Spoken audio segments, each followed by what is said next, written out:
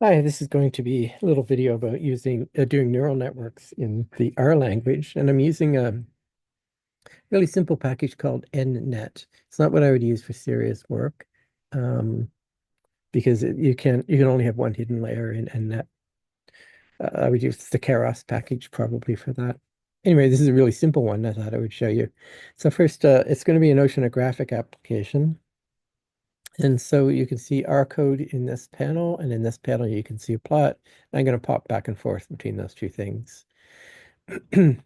Okay, so seawater has a certain sound speed, and the sound speed depends on the pressure in the seawater. That's a hydrostatic effect. As you go down 1 meter in the water, it gets higher pressure, and meter by meter, higher and higher pressure, hydrostatic pressure.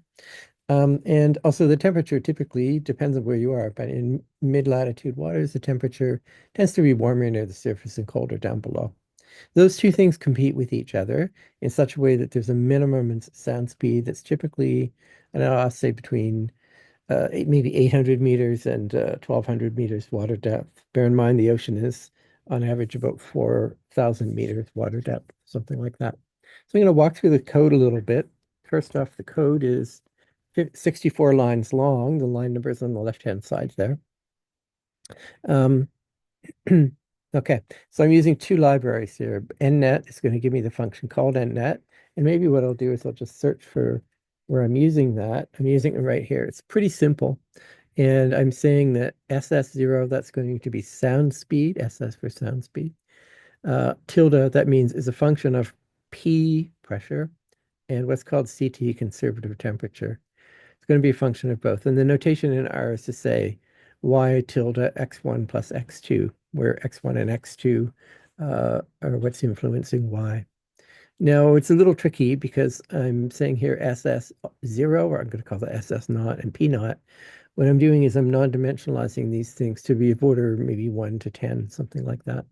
Um, this neural net program works better if you do that. And I think it's pretty common in a lot of neural network things is that it's good to sort of condition the data beforehand to get them into similar scales. And if you're familiar with optimization, you can maybe see why that's the case. And if not, I'm just saying it. Okay, going back to the beginning here, I'm going to be using a neural net with one hidden layer with 20 elements in it. That's what line 4 is doing. Lines 7 through 10 are for non-dimensionalizing and redimensionalizing pressure. So in line 7, you can see that what I'm doing is I'm taking the pressure P and dividing it by 5,000. Roughly speaking, in this unit that's oceanographers use called a decibar, 1 meter of water corresponds to about 1 decibar. So that's going to make it so, in other words, for typical data, which I'm going to show you in a minute, the depth ranges from 0 to about 5 kilometers in what I'm about to show you. And that means that pressure ranges from 0 at the surface, because we subtract atmospheric.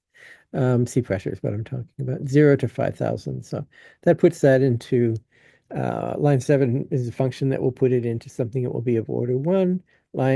So that non-dimensionalizes it. Line 8 it reverts that. So if you've got something non-dimensional, you make it back dimensional. The same thing with sound speed. Now, the sound speed in the ocean is something like 1,500 meters per second typically. And so I don't really want to be comparing something that's of order 1 to something that's of order 1,500. It's just the procedure doesn't work all that well within that anyways. So what I'm doing is I'm subtracting to non-dimensionalize. It's really not non-dimensional. Scaling it, I guess I should say. Subtracting 1,500 and adding 1,500 to redo it. So that's fine. So the data set I'm using is a data set of oceanographic observations, what's called a section. The individual components of that are called stations. So that line 12 just grabs it. Lines 13 and 14 just set up plotting properties. Doesn't really matter. Now, it turns out that this station has about 114, this section has about 114 stations, and I'm supplying 4 to it. 100, 10, 50, and 75. So we're going to examine each of these ones. And maybe now what I'll do is I'll pop over to the graph so you can see it. So the top row is for the first one, that's station 100, if you can see that 100. And then station 10 I'm looking at, station 50, and station 75. I just basically randomly picked these, to be honest. Um, I don't think I really want to walk through the whole rest of the code. I mean, you can pause the video if you want to, but what I do in line 19 is extract a station. In lines 20 and 21, I extract salinity, what's called absolute salinity, SA, and conservative temperature, CT. Line 22, I get the pressure, and then I get the sound speed. Okay, so this is using this line 23 is using a fairly complex formula for sound speed. I'm just going to show it to you now, this other window. So this is in the C language. Don't worry really if you don't know how that works, but all I'm doing, this is sort of bookkeeping at the beginning here. I wanted to show you, this is the main thing. See the C00 with some kind of funny number. There's a whole whack of them. It's a whole whack of coefficients, and then we shove them into a polynomial. I'm using Horner's rule here. So you see a t here and a t here. That means it's at least that's a p times something. Polynomial goes up to order 2 in temperature. 1, 2, 3, 4. This is p times a polynomial that goes up to order 4 and etc. So that's what all this stuff is. Fairly complicated to look at and to try to figure out. And then we have a whole other set of coefficients. These are all known from curve fits and a formula and more in a formula and more in a formula and finally a formula. Okay. So that's how you would do it properly. We know this, but I'm sort of imagining that sound speed was the thing that we had measured. That's what I'm imagining here. Okay. I non-dimensionalize pressure and I'm putting a naught beside it. SS means sound speed, so it's non-dimensional. If station number is 1, I fit a neural net. Okay, so station number 1, I mean, the index is 1, that means station 100. So for station 100, I'm going to fit a neural net. So let me pop over to this. I'm showing you, just look at the top panel, please. So I'm showing you here, pressure on this axis, the surface of the ocean is here, and the bottom of the ocean is here. It looks like it's about 4,300 meters deep or something in station 100. It's in the North Atlantic, by the way. Okay, and this is showing the temperature. It's a conservative temperature, and you can see the pressure as well on this axis. And what I'm doing here is I'm plotting the sound speed from the formula. So the dots are the formula, that formula with all those numbers in it and all those equations in it. I also call that the complicated true formula. And I fitted it. So the neural net is not surprisingly is doing a pretty good job. I'm asking for 20 coefficients in the neural net here. Um, Fine. Now for station 10, 50, and 75, I'm no longer fitting the neural net. I'm using the neural net. So at this stage, once it's done this one on the top row, it now has found some kind of a function which relates sound speed to pressure and temperature. And I've done no guidance apart from to say, okay, you're allowed to use 20 different components. It's the only guidance I've given it. I haven't had to tell it, oh, try a linear form or quadratic form or this combined form for pressure and temperature together. I haven't, like if I were regressing it, I'd have to do all of that stuff. Now, how well does it do? On station 10, not too bad. It didn't get this point here, but I mean, it's actually looks pretty good to me. Obviously, I can, I can, I could have put a number up here of how well or badly it did, like our RMS error. Anyway, here's another one, station 50. Again, seems to work pretty well, 75, pretty well. So I think it's a pretty good indication that neural nets can be useful. And again, the point is we have a formula for this particular thing, but I just want you to imagine that we were seeking a formula for sound speed.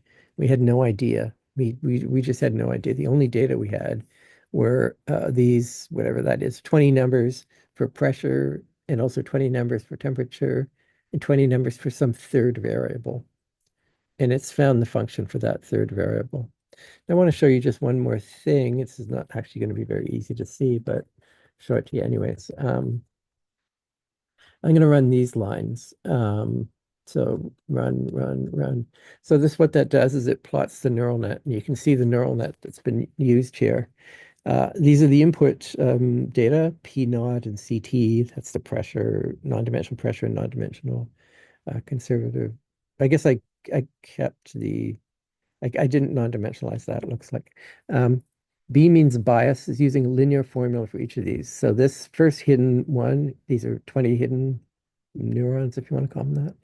And this one is using input from P and also input. So there's a line, it's really hard to see, but there's a line going from this circle to this circle, and also from there to there that you can see those two lines there maybe. And then there's a bias. So it's a linear formula.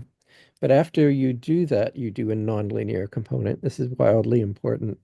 This is how a neural net is more than just like multiple linear regression because it is nonlinear and you don't have to supply the nonlinearity. It's a little interesting, actually. With the way this representation works is that the thicker lines are the larger coefficients. So there's the final output here, the sound speed. The things that mostly determine it are H2, H3, 7, 8, etc. And actually, and the black means a positive number and the gray means a negative number. Um, so there's very little effect, as it turns out, from this one. Now, in the real in more conventional neural nets, the more complicated ones that people would usually do, there'll be multiple hidden layers, and a diagram like this would show those multiple hidden layers. And it could be quite tricky to try to figure out like a physical meaning for this. And what's done, and maybe I'll just say everyone probably listening to this knows about ChatGPT and other large language models. They have billions of these blue dots in them, billions of them. And they're not just sort of arranged in a line like this, but they're in a more complicated topology, I guess I could say. Very difficult to figure out what they're doing. So one thing that people do is they make perturbations to the data and see which coefficients change. Maybe you're showing it pictures of a cat and then you show pictures of a dog and you see what coefficients change, like what is it sort of thinking. It's also pretty common to use one neural net to try to analyze another neural net, because I don't know how you can visualize a billion numbers, like a graph with a billion connections. Okay, so this is the end of the video, I think. Thanks for watching. The bottom line is for simple work, you can use the nnet package. For more complicated work,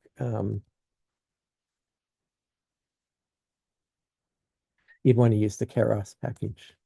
I don't know how to pronounce it actually. Keras. Um, that should be familiar to any users who already know about neural nets. And basically in R, there's a sort of a package that really mimics the Python package for this Keras thing.